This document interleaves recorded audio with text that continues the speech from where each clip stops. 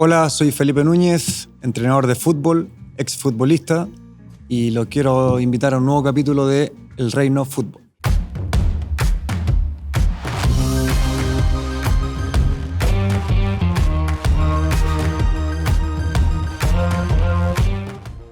Arquero, capitán de varios equipos, muchos años en Palestino, entrenador, periodista, además de profesión. Un agrado tener a Felipe Núñez en el Reino Fútbol. Felipe, Felipao, Chila, como te dicen tus amigos.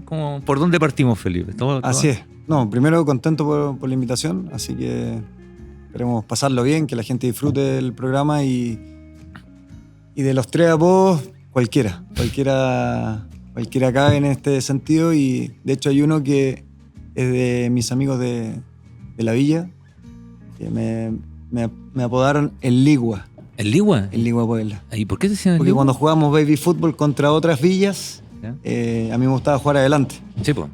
Y me creí el Ligua Puebla, porque era que entre que corría y metía. Entonces mis amigos me pusieron el Ligua Puebla. Oye, ¿y los del fútbol te dicen Chila?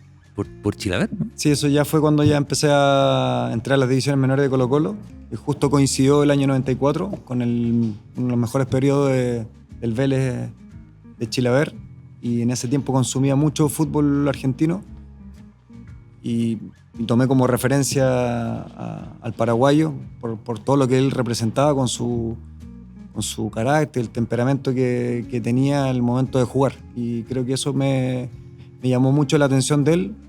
A diferencia de mi gran ídolo futbolístico, que fue el Cóndor Roja, mi inspiración para jugar en el arco, al final fue como un matiz de cada uno. De ninguno de los dos saqué todo, pero alguna cosita tratamos de copiar. Oye, tu ídolo era el Cóndor Roja, tu ídolo del arco era el Cóndor Roja, y un poco te haces arquero también mirando al Cóndor. Sí, tal cual.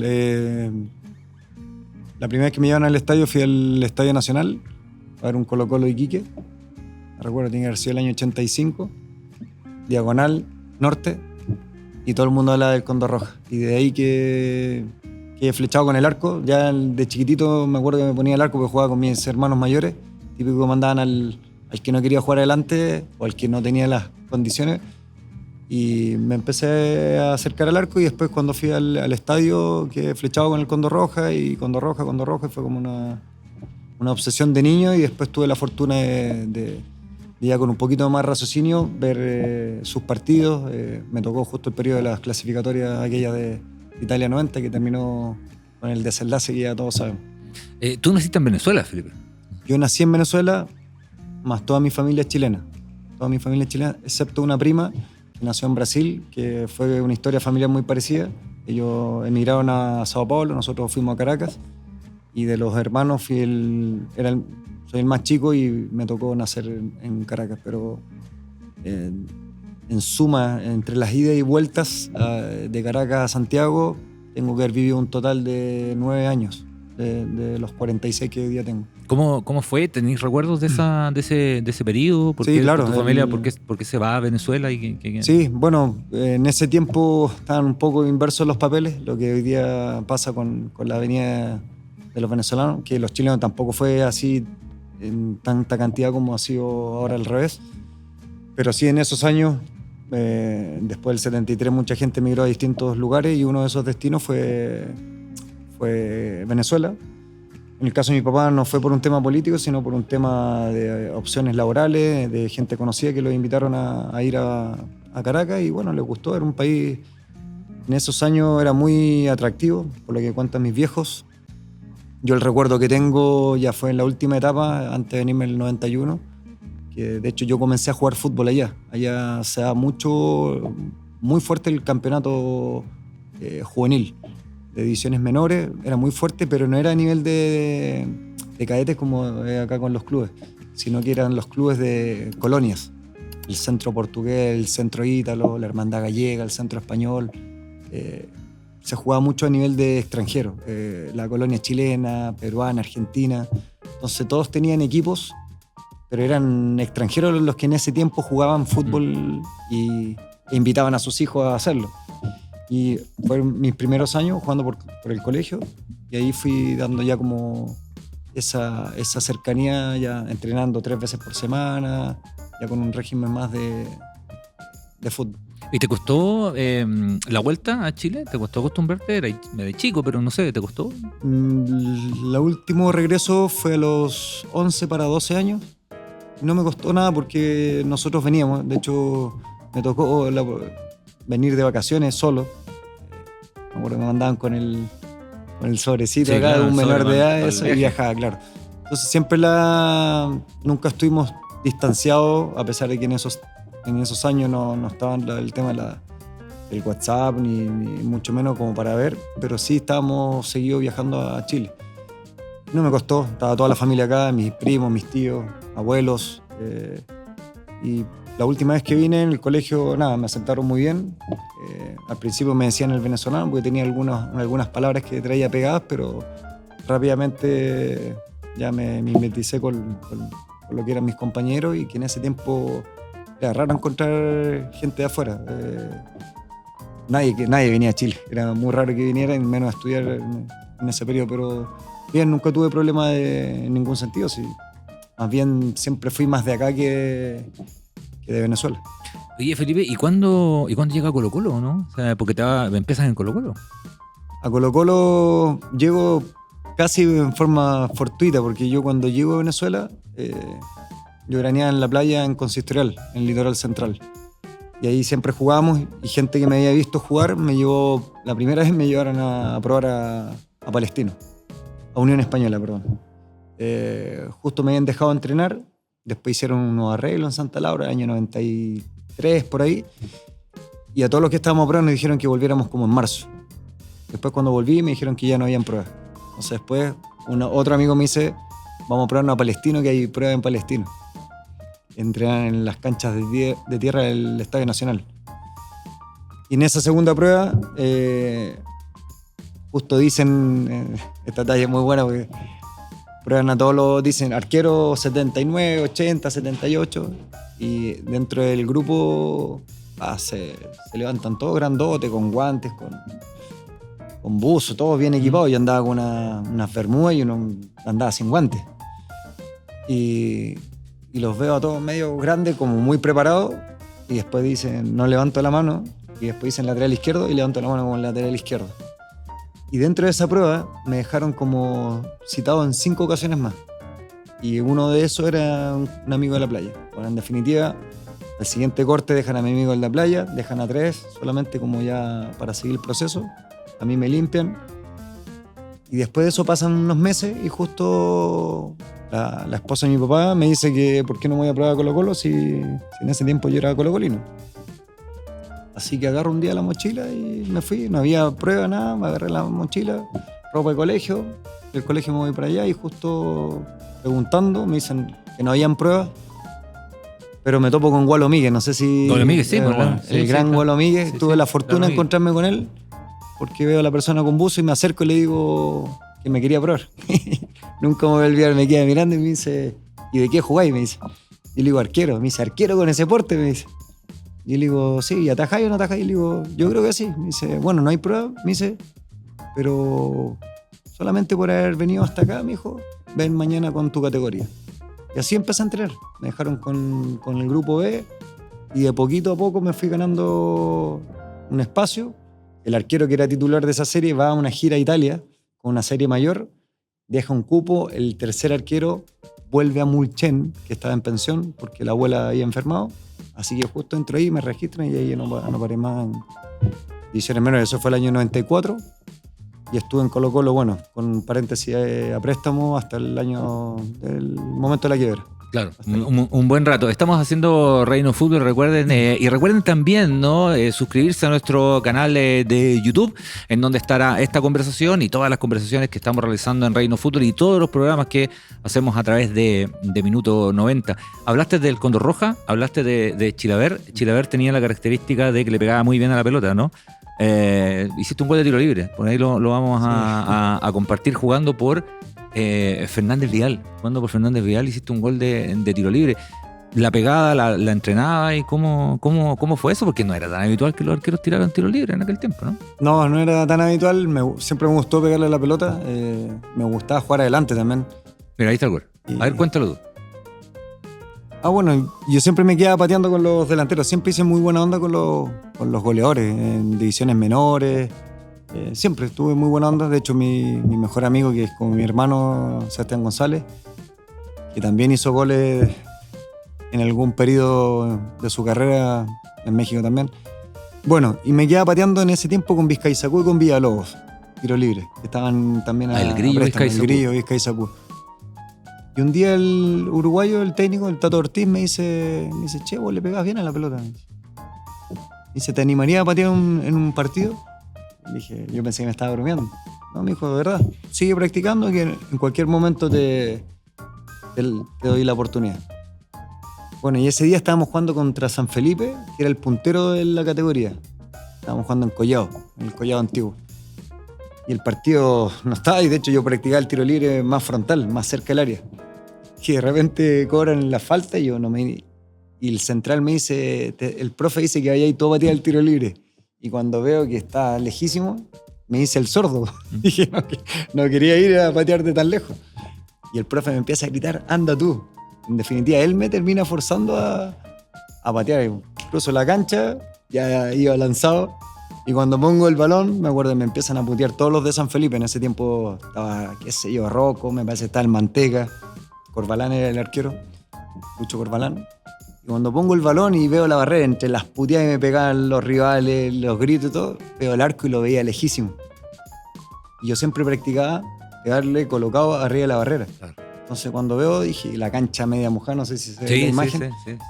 Pongo el balón, claro, collado. Pongo el balón, digo, por arriba de la barrera no me da porque estaba muy lejos.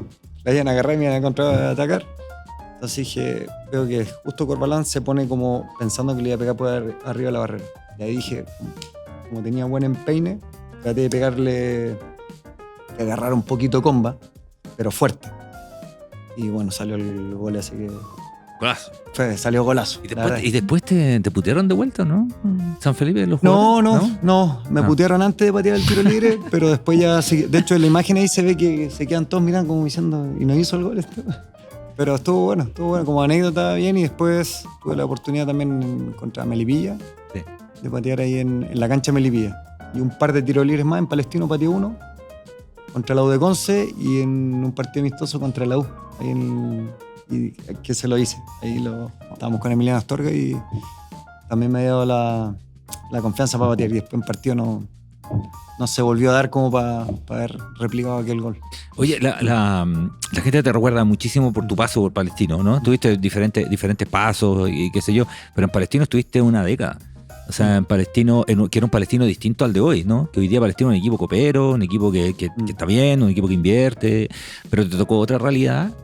¿Cómo fue eso de convertirte además fuiste capitán, fuiste símbolo, y además en un momento en que el equipo se vincula mucho con la colonia palestina y hasta con viajes incluso a la zona? ¿Cómo fue primero ese bueno, ¿qué significa Palestina más para ti? Digamos? Mira, mi carrera ha sido un poco un momento... a lo mejor no tan planificado en cuanto a los arribos de los equipos. A Palestino llego por casualidad. Yo estaba jugando en el ascenso mexicano, en la filial del Atlante, que era en ese entonces el Acapulco. Allá le cambian mucho los nombres a los equipos. Y en una oportunidad se da, me dice, oye, está la chance de ir a Palestino.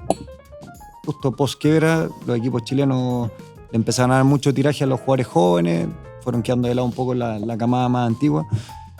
Y yo tenía ganas de jugar en primera. Y bueno, digo, ¿qué? ¿Pero me quiere el entrenador? Y en ese tiempo estaba Horacio Orribas.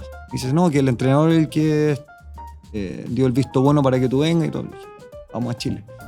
Yo firmé por 6 meses. Y dije, firmo 6 meses, juego y vuelvo a México. Mi idea era volver a la primera división de México. Y cuando llego acá, el primer torneo no juego nada, pues el arquero que estaba se pone a atajar todo. En ese tiempo estaba Hernán Caputo, fuimos compañeros de equipo, y Hernán empezó a atajar hasta las que iban para afuera. Y ese campeonato, que eran torneos cortos, ¿te acuerdas? No jugué ni un minuto. O creo que me tocó entrar un partido porque habían expulsado a Hernán. Entonces quedó con la bala pasada, y como habían dado bien dentro de los entrenamientos como segundo, porque no me había tocado jugar, me ofrecen quedarme. Y de vuelta firmo, no me acuerdo si 6 meses o un año más. Y en el segundo año llega Carvalho, y Carvalho es el que me manda a la cancha a jugar. sacando a Hernández la titularidad, me mete a mí y ahí empiezo a jugar con más continuidad. Pero en ese periodo en Palestino cambiaban mucho de entrenador. Eran equipos muy, muy inestables, no existía esta base que existe ahora, que es mucho mejor planificado, buscando a los jugadores y todo. Y así se fue dando. Año a año fueron pasando los entrenadores y siempre yo pensé que me iba y no me iba. Al final me hablaban de un equipo. Justo entré a estudiar también. Entonces empecé a sopesar, seguir en Santiago para seguir estudiando. Y eso fue acrecentando el vínculo con Palestino, de la gente hacia mí, yo hacia el club, hasta el punto de lo que tú dices, que me sentí muy identificado, me sentía uno más de la casa. Incluso con un viaje entre medio a Palestina en representación del club, con un embajador deportivo que me enviaron. Así que fueron experiencias muy, muy agradables desde lo que significa Palestino y el equipo de fútbol hacia la gente y hacia todo lo que representa esta camiseta. Y al final... Eso te iba a preguntar, porque ese vínculo no existe mucho en el mundo, ¿no? O sea, es el único equipo palestino del mundo, pero además, ¿cómo lo viviste tú estando, viajando para allá? Al principio, los primeros años yo creo que no había mucha información, porque la gente del club en ese tiempo no vinculaba la causa palestina con el equipo de fútbol. Siempre trataban de mantener como las aguas separadas.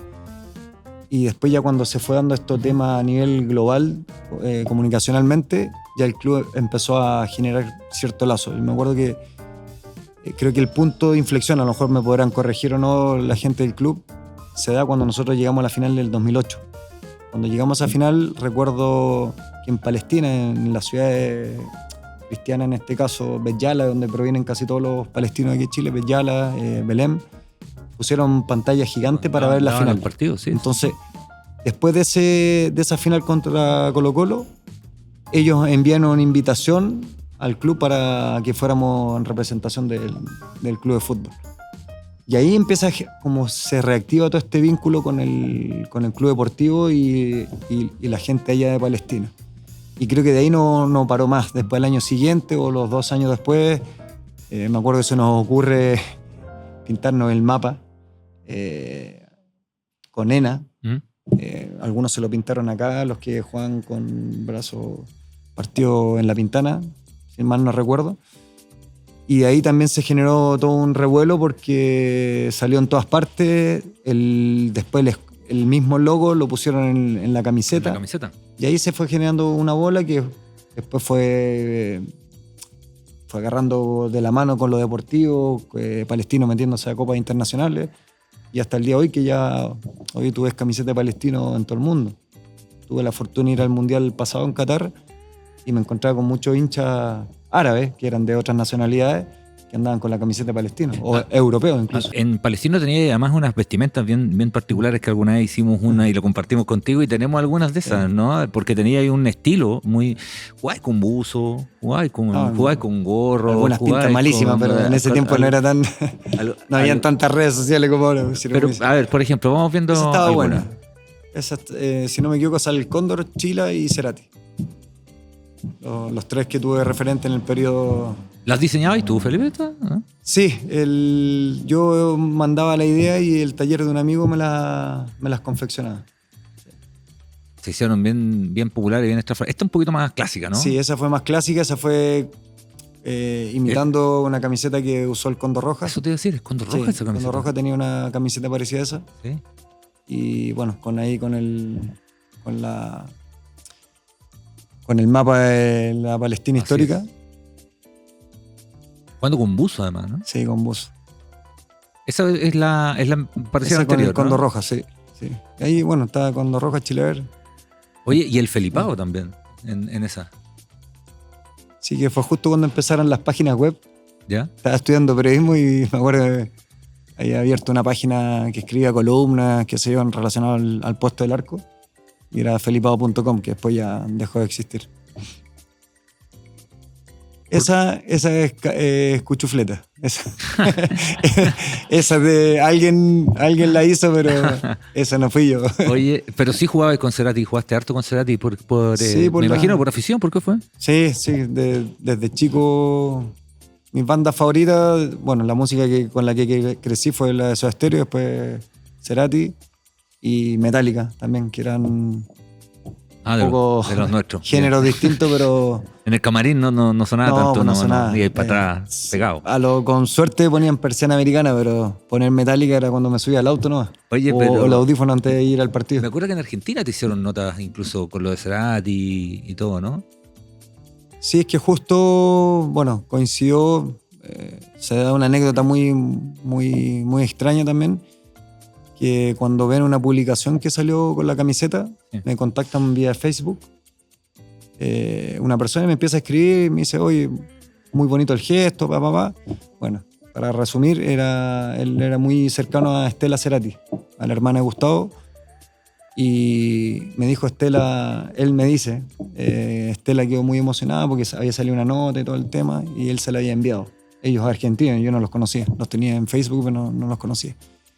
Y a partir de ahí, bueno, yo pensé que era broma, era cierto, para no contar toda la historia, pero terminé estando en la casa de... ¿Fuiste a la casa, de la familia Cerati? ¿Fuiste a la casa de la familia sí, Cerati? La original, sí.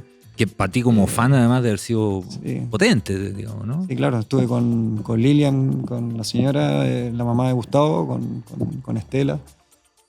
Fue muy extraña la experiencia porque me recibieron como que si nos conociéramos de toda la vida.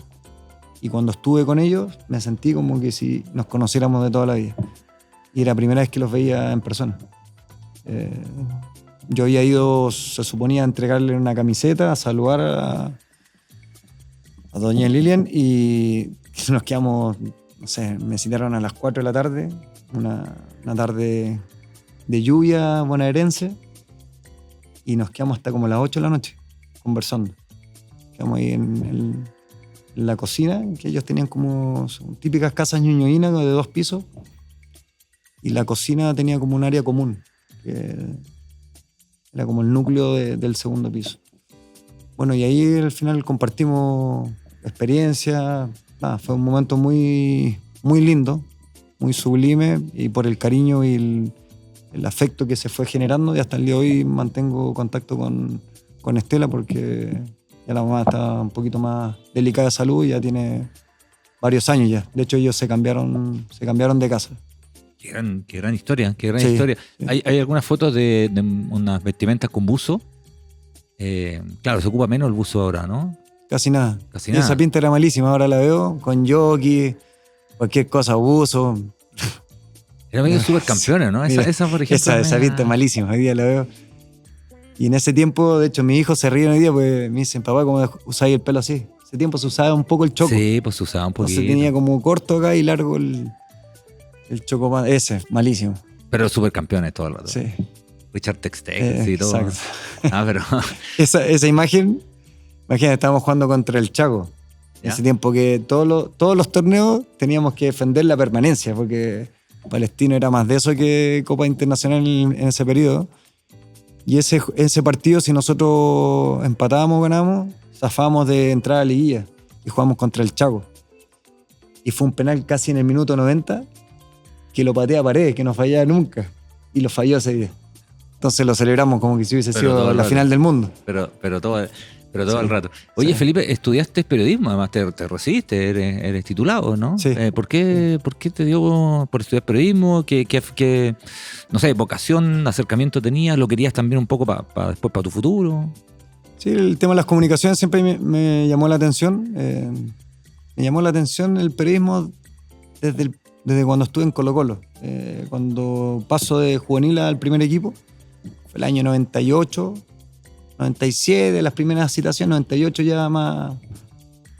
Y en ese periodo fue un periodo bastante movido de Colo-Colo con la prensa. No sé si me tienen acuerdo, recuerdo. sí. Entonces siempre me llamaba la atención. Estamos ahí. Bueno, seguramente Estamos ahí. está empezando a... Estamos ahí. Bueno, y siempre me llamó la atención porque como en mi casa les gustaba leer el diario, mi papá a veces me decía, oye, pasó esto. Y dice, no fue así. Entonces ahí empecé como... Yo siempre pensé que los diarios era lo que salía ahí. Pues. Todo lo que salía era cierto, es cierto. Exacto. Claro. Y ahí me empecé a dar cuenta Que no. de que no. No, en serio. Sí, y ahí, es verdad, sí, y ahí es me verdad. empezó a llamar la atención el tema de los medios de comunicación. y me bajó el bichito de conocer cómo funcionaba la otra parte. A veces sí acertaban y a veces no, pero todo lo que generaba una información, que a veces era certera y a veces no, todo lo que podía generar en el entorno de Colo-Colo, que Colo-Colo sigue siendo caja de resonancia desde lo futbolístico. Y ahí fue cuando fue como el primer acercamiento hacia entender el oficio periodístico. Y después, bueno, más adelante solo me dio por entrar a estudiar. Después me voy a México, vuelvo, retomo. A pesar de que me costó por el tema de los horarios y todo, fue justo en el momento que había empezado a jugar en Palestino, Capitán. Terminé mi carrera, me titulé. Por suerte era algo personal que quería hacer. Y en un momento pensé que iba a seguir dedicado a esto. De hecho, cuando me retiro, 2019, 18, cuando me retiro a mitad de año del 2018, me llaman a trabajar en algunos medios. Bueno, CF, que era en ese entonces. Sí. Alcanzo a hacer algunos torneos juveniles. Tuve ahí como un acercamiento, pero en ese momento tenía ganas internas de empezar a dirigir y bueno, tomé la decisión del camino, creo. No sé cuál de los dos es más difícil, porque los dos son difíciles, pero tomé el camino de empezar a dirigir y bueno, no me arrepiento hasta el día de hoy. Es muy complicado dirigir. Siempre dicen que es mucho más complicado que jugar. Sí, totalmente. Sí, totalmente, porque el jugar, tú tienes condiciones y generalmente el jugador trata de estar bien él y estando bien él ya ayuda al equipo. En cambio, ya al dirigir son muchos los matices y las variables que hay en una dinámica tan abierta como la del deporte colectivo, en este caso el fútbol, que al final son muchos detalles diarios, pero que tampoco te aseguran el éxito. No es un proceso donde tú sigas A, B, C, D y tengas este resultado. Puedes hacer esto, tener resultado C, puedes hacer esto, puedes tener resultado A, D. Entonces, todas esas variables te hacen, en mi caso, que me encanta estar en cancha y estar con los equipos, te hace estar vivo todos los días, estar alerta, vivo, generando vínculos con los jugadores, viendo cómo reaccionan todos los días frente a un estímulo, no tan solo futbolístico, sino de su entorno, de temas familiares. Entonces hay un poco de todo. Creo que es muy desafiante, que la gente a veces dice, no, que piensan que porque uno maneja un conocimiento táctico, eso es dirigir. No, eso es una parte de lo que es la dirección técnica. O sea, desde dirigir a tu equipo de trabajo, dirigir a los jugadores, que también fui jugador y por momentos somos jodidos, todos queremos el beneficio propio cuando éramos jugadores, y todo eso unificarlo y alinearlo en relación a un objetivo colectivo. Empezaste en Colo-Colo, jugaste muchos años en Palestino. ¿Te gustaría dirigir Colo-Colo Palestino? Por supuesto, los dos equipos más grandes de Chile. Obviamente que me gustaría dirigirlo. He tenido la fortuna que en todos los equipos que tuve buena relación. En Huachipato también fue un periodo más corto, pero también siempre fue una relación muy respetuosa con los hinchas, con la gente que sigue el equipo. Y en ese sentido me gusta lo que hago, me gusta dirigir y bueno, si en algún momento se da el cruce de caminos con Palestino, con Colo-Colo, sería fenomenal, y si se da con otros equipos también. Al final uno... yo siempre he dicho, más allá de los lazos afectivos que uno va generando en el fútbol, yo empecé en esto porque me gustaba el fútbol, sin camiseta. Después el Condor Roja, después ciertas camisetas, pero a mí me gusta el fútbol en general y todo lo que genera este deporte. Felipe Núñez, muchas gracias por habernos acompañado en Reino Fútbol. Bueno, muchas gracias, espero que lo hayan disfrutado y vernos pronto. Y seguimos, ¿no? Todos los contenidos a través de las diferentes plataformas y en particular a través del canal de YouTube. Este es el Reino Fútbol.